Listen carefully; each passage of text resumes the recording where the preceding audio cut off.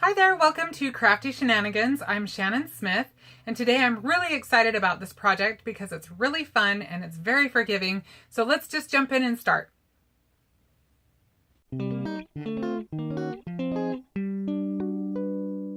Okay, so to start off, I'm going to be using some watercolor paper, and it's nothing very, high-end. It's just good for what we're doing. I just buy these little pads. I buy them at Hobby Lobby, and I like to just cut them into whatever card size I'm gonna want. So these ones are already ready to go. And when you're getting out watercolor and messy things like that, if you're anything like me, I just figure I may as well get a couple of them done at a time, but I am just going to make one today. So the next thing I will do is, just because I always tend to forget until after I've done my my VersaMark, I'm just going to go ahead and prepare this because we are going to emboss on it with my little embossing pack thing. Okay, so this I think is sufficient. And then I'm going to use this beautiful stamp. This is ginkgo leaves from Magenta. And we're just going to make a really pretty background with that. Kind of a pretty flowy, well, you'll just have to wait and see. Let's just do it. Now you want to make sure that your VersaMark or whatever kind of clear ink that you're using is nice and juicy. So I'm just going to be extra safe and just kind of resaturate mine a little bit. I'm sure there's probably a more clever way to do this, but this is how I do it. I just kind of work it into the ink pad. And I'm not very patient, so I just use the little nozzle to move it in there. So let's go ahead and get our stamp all inked up. Now this is a fun card in that you can get away with a lot. So if you end up missing just a little bit of your flower when because embossing on watercolor paper, anything that has much texture in it, can be a little tricky. Doesn't always want to have your embossing powder stick to it. But for this particular project, don't get too stressed out about it. Okay, so we're just gonna go ahead and start with this one. And I am just going to emboss one at a time, just because it is a little trickier to get the embossing powder to stick. So I just want to work with as wet a product as I can. So I'm just going to get my embossing powder on there.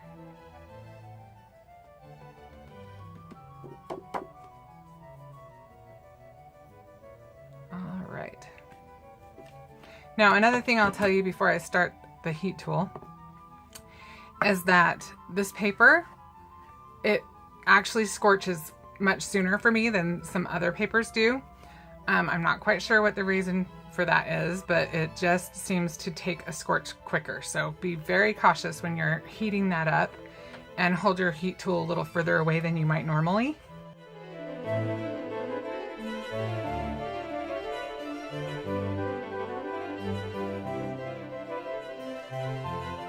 Another thing I'll point out is that I do heat from the bottom, and one nice thing about that is that does leave you a little leeway in case you do scorch it. It might just be on the bottom of your card and then you won't see it anyway. But also I just think it heats more evenly. It's just, I don't know, it's just easier for me. It's just how I roll, I guess. We'll fit that one right in there, I think.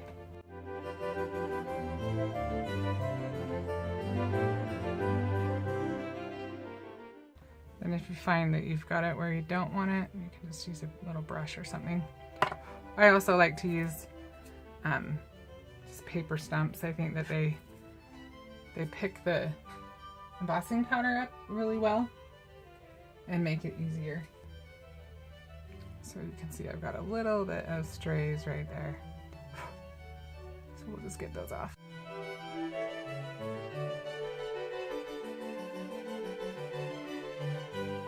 All right, so then we'll do it one more time.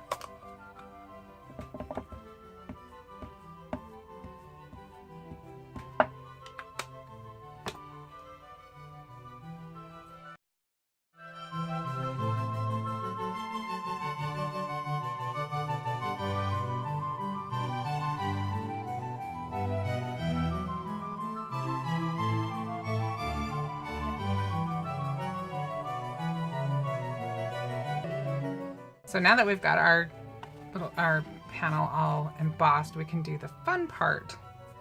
Just making sure I have all my powder off of there. Looks like my clear has just a little bit of, the danger of using it one of the little trays is that sometimes it leaves behind residue if you don't wipe it out really well.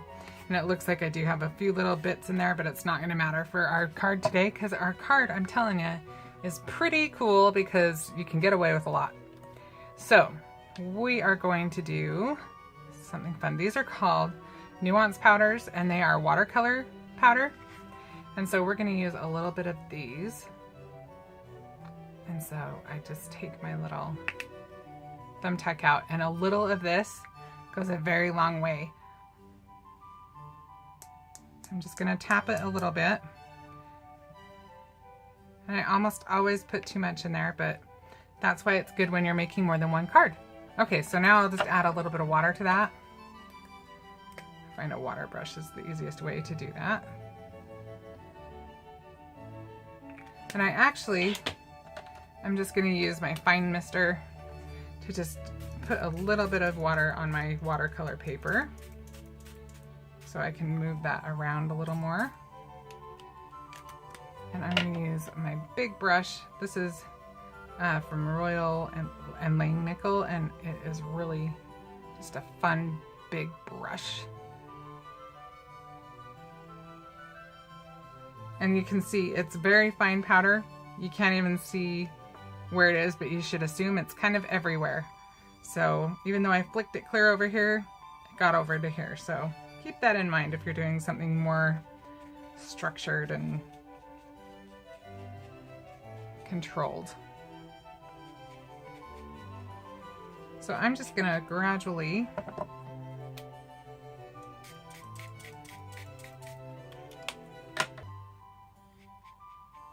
get lighter up at the top.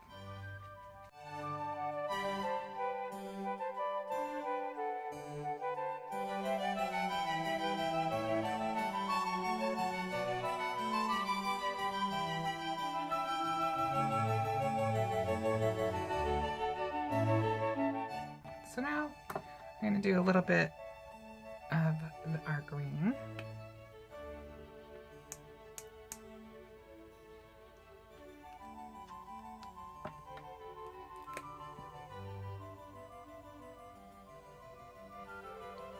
I'm just going to drop a little of that here and there.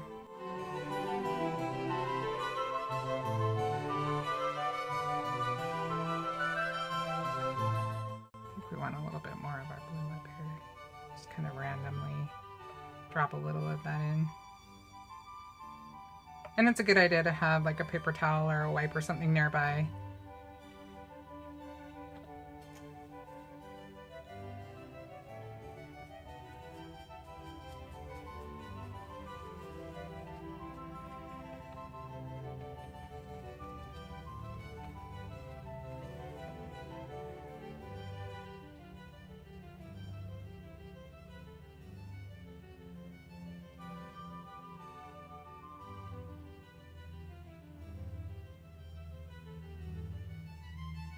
And then just play with the depth a little bit. You can let it dry, put on another coat.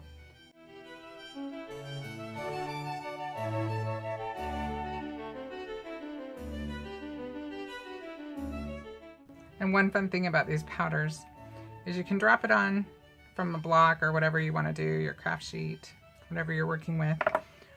Or another way that you can add kind of random variances of color is you can actually take this powder and you can just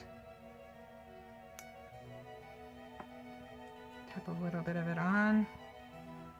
I actually have a lot on it. And then you can just use your mister. Kind of move the color around with that. See, that gave us a whole nother look. And again, you can kind of control the density of your color. I don't want mine quite so dense, so I'm going to lighten mine up a little bit. But I do like that it added a little more dimension. Just a little more depth, I should say. And we'll do a little bit of the green.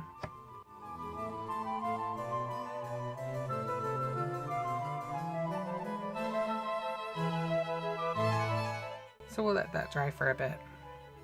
So I went ahead, I used my heat tool to dry this off a little bit. And you can do it that way, you can just let it air dry. I do have this nice big block, so I like to dry it under that a little bit so that I can have it lay somewhat flat. So now the next step we're going to take is I'm going to use my ink. This one happens to be RG Studio 360. And I'm just going to go over what I've already done. Oops, have a little bit of baby white fiber on it. You can tell what I clean my stamps with, huh? Okay, so we'll just go ahead and we'll stick this right over where we did. And it's okay if it doesn't line up exactly because we it'll give it more depth if it's a little bit offset.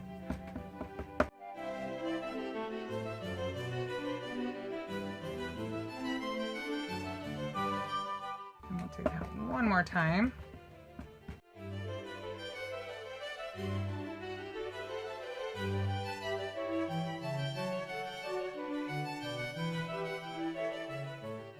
Okay, there we go.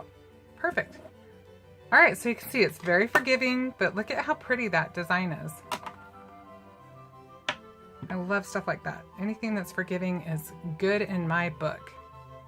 Okay, so now we're just gonna add a few little finishing touches on this background. I'm gonna take some Nuvo drops. This one is Crystal Nuvo drops, and let's see, this is called Ivory Seashell. It has just kind of a pretty iridescent, it's very pearly looking. And then this other one is Nuvo Vintage Drops, and this color is Bohemian Teal. So we'll just add some of these right now.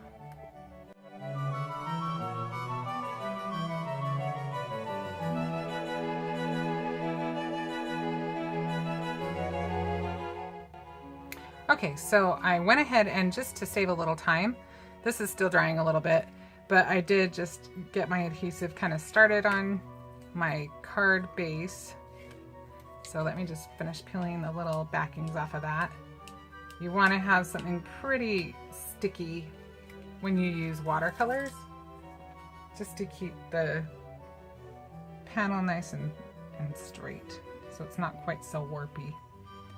Let's see if we can get this on here without disturbing our Nuvo drops while they dry. And then I'm just going to add a couple of little sequins just to, well, we'll do that after. First, I'm going to add our sentiment. This sentiment says, "You do not find the happy life, you make it," which I just love. And so that is actually a stamp from Unity Stamps. And I'm just going to add a few foam squares to the back of our sentiment. So we can pop this out a little bit.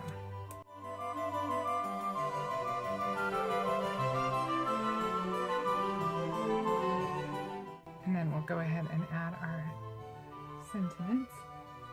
Our sequins.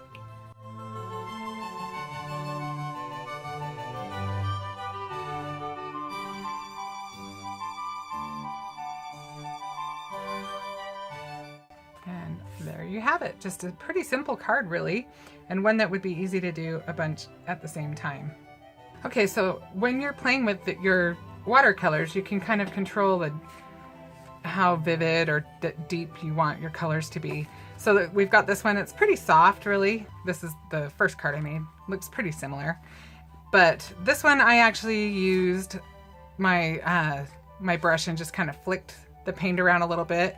And you can see this one I didn't get as crisp of an image with my embossing, but it's fine. And once I had that on there, it would all still be okay, which is why this is so fun. It just gives you a lot of leeway. It's very forgiving. So this one right here, it's much more vivid, you can see. And I used a little bit deeper saturation on my watercolor. So you can kind of decide if you want it to be softer, or if you're a bolder person, you want to make a bolder card. And I did use actually a darker ink. I used this color, which is Tangy Gum. And the original color I used was Sour Mist. So lots of options, just fun to play with. And the biggest thing is just be loose, have fun, play with it. If you don't like it, do another one until you kind of have an idea, but just have fun with it.